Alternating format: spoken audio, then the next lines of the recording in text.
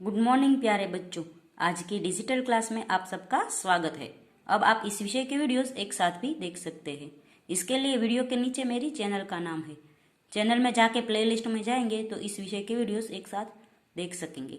तो बच्चों, आज के वीडियो में हम सीखेंगे हिंदी कक्षा 8 द्वितीय सत्र का पुनरावर्तन 1। पुनरावर्तन यानी रिवीजन, रिवीजन यानी विजन यानी देखना, री એટલે दोबारा देखना। तो हमने जो पाठ पहले देखे हैं वही दोबारा देखने हैं, यानी दोबारा हमने सीखना है।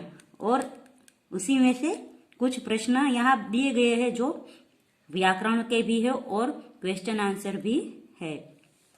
सबसे पहला प्रश्न है, अपने मित्र को निबंध लेखन प्रतियोगिता में प्रथम आने पर बधाई पत्र लिखिए।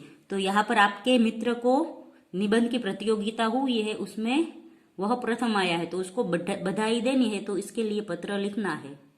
तो पत्र में सबसे पहले है यहाँ पता लिखना होता है जो आप लिखेंगे, फिर दिनांक लिखनी है, फिर यहाँ लिखेंगे प्रिय मित्र और आपके मित्र का नाम, फिर लिखेंगे कल दीदी के पत्र से जाना कि अंतरविद्यालय निबंध प्रतियोगिता में तुम्हें प्रथम पुरस्कार प्राप्त हुआ है। यह सम्मान पाने के लिए बहुत बहुत बधाई।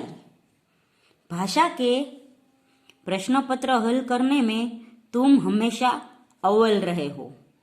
न जाने कितनी सूक्तियां और काव्य पंक्तियां तुम्हें कंठस्थ है।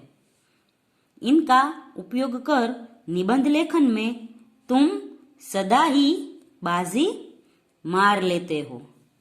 सचमुच तुम्हारी इस योग्यता की जितनी प्रशंसा की जाए इतनी कम है। तुम्हारी माता पिता को मेरा प्रणाम। तुम्हारी मित्र आराधना। यहाँ आपको अपना नाम लिखना है। दूसरा प्रश्न है, निम्नलिखित शब्दों का लिंग परिवर्तन उन्हें वाक्य में प्रयोग कीजिए। तो सबसे पहला है दास। तो दासी का लिंग परिवर्तन होगा दासी और वाक्य बनेगा मीरा अपने को कृष्ण की दासी मानती है। दूसरा है धोबी। तो धोबी का लिंग परिवर्तन करेंगे तो बनेगा धोबिन और धोबिन से वाक्य बनेगा धोबिन कपड़े धोती है। तीसरा है स्वामी। स्वामी का लिंग परिवर्तन करेंगे तो होगा स्वामिनी और उससे वाक्य बनेगा उसे स्वामिनी होने का गर्व है। फिर चौथा है विद्वान। तो उसका लिंग परिवर्तन होगा विदुषी और वाक्य बनेगा सरोजिनी नायडू एक विदुषी महिला थी। फिर 5 नंबर का है बाबू। तो उसका लिंग परिवर्तन होगा बबुआइन और वाक्य बनेगा बबुआइन बिना बुलाए आ गई है। फिर 6 नंबर का होगा बूढ़ा और लिंग परिवर्तन होगा बुढ़िया। तो मैंने रास्ते पर एक बुढ़िया देखी। आगे है शेर। तो शेर का लिंग परिवर्तन होगा शेरनी। तो मैंने जंगल में एक शेरनी देखी। फिर है पंडित। तो पंडित का होगा पंडिताइन। तो आज पूजा में पंडिताइन आई थी। फिर 9 नंबर का होगा भैंस और वाक्य होगा भैंसा। तो भैंसा खेत में हल जोतने के काम आता है। फिर है लेखक। तो लेखक का लेखिका होगा और इससे वाक्य बनेगा लेखिका की कहानी बहुत ही अच्छी थी। प्रश्न नंबर 3, निम्नलिखित शब्दों का वचन परिवर्तन करके उन्हें वाक्य में प्रयोग कीजिए। तो सबसे पहला है गमला।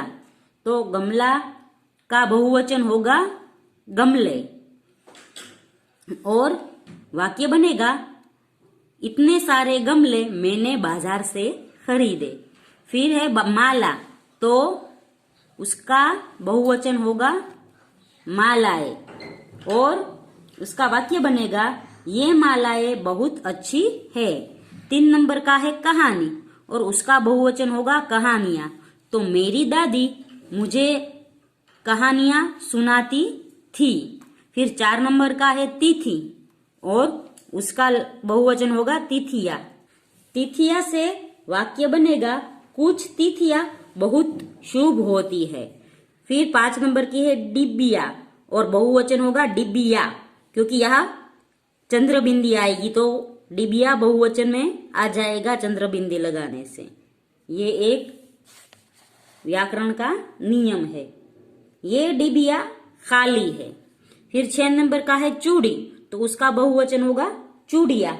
तो मेरे हाथों में कई रंग की चूड़िया है। फिर 7 नंबर का है सहेली और उसका बहुवचन होगा सहेली या। बचपन में मेरी कई सारी सहेलियां थी। फिर 8 नंबर का होगा सेना और उसका बहुवचन होगा सेनाएं।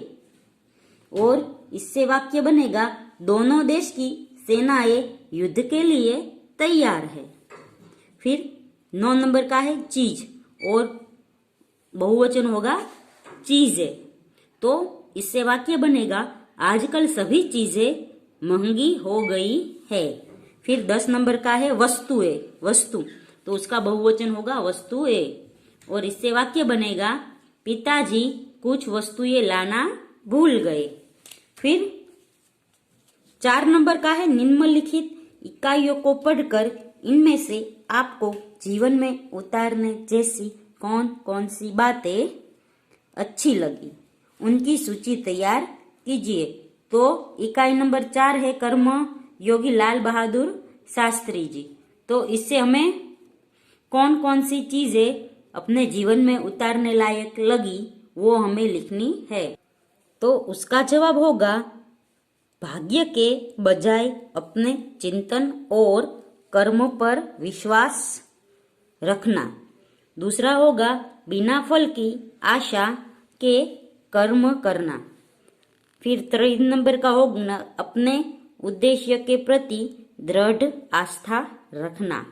उस उद्देश्य को प्राप्त करने के लिए कर्म करना तथा उस कर्म के प्रति संपूर्ण समर्पण भाव होना।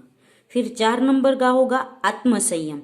5 नंबर का होगा विनम्रता, सादगी और सरलता। फिर 6 नंबर का होगा अधिकारों की अपेक्षा कर्तव्य पर अधिक ध्यान देना। फिर है इकाई 3। तो इकाई 3 है मत बांटो इंसान को। तो इनसे हमें कौन कौन सी बातें अच्छी लगी वो हमें लिखनी है। तो उसका जवाब होगा सभी मनुष्यों में समानता की भावना, एकता की भावना और मिलजुल कर रहना, इतनी बातें हमें अच्छी लगी। तो बच्चों यहाँ पर है वो पुनरावर्तन एक खत्म होता है। अगले वीडियो में हम है वो अगला काव्य सीखेंगे। तब तक के लिए गुड बाय, टेक केयर।